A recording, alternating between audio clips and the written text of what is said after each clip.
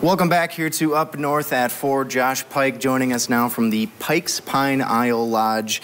And you were just mentioning to me, you and your dad have owned that place for almost 6 years now, correct? Yep. And in that time, about half of those years, you guys have been crowned the title, the best old-fashioned in the Northwoods. Yeah, we've been lucky enough to get to compete with the Old Fashions Up North competition up in Eagle River, and we took second place our first year, which was the first year of the competition, which was also our first year in business.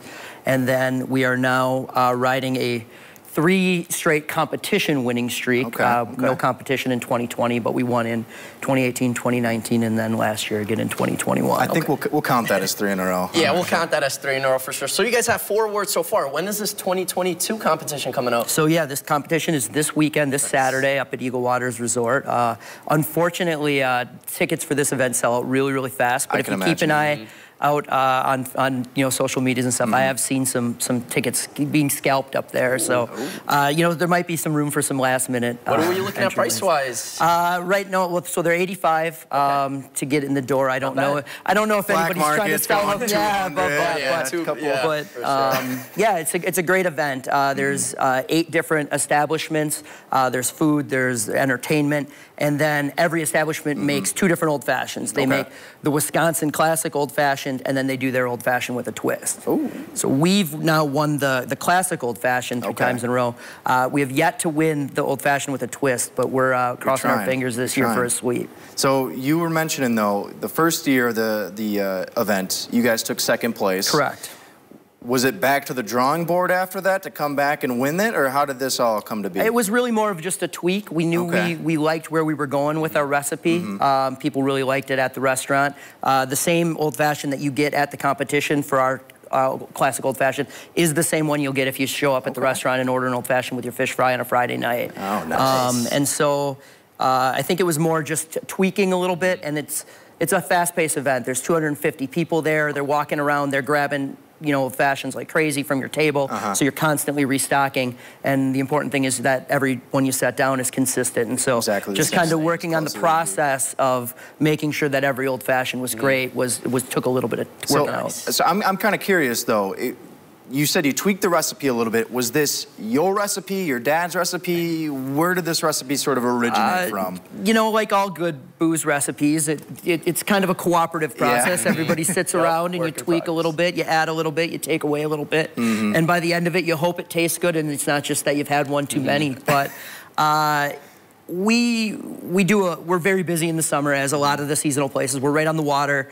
So, our July is crazy. And while I love a great traditional supper club, muddled old fashioned, cherry orange, sugar cube, it just wasn't practical in our environment. So we wanted to really work out a way to get that flavor and get that feeling of that Northwoods, Wisconsin old fashioned, but in a more high volume, a little more efficient. Yeah, and so we actually pre-make our mix in-house.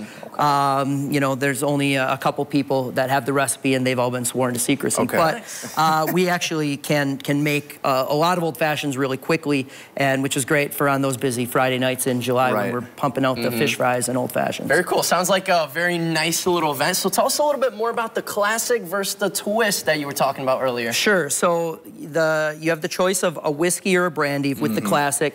Obviously, the Wisconsin classic old fashioned is generally made with brandy. Got to be the brandy. But you can use a whiskey too if you want. But otherwise, it's a very straightforward. It's your version of.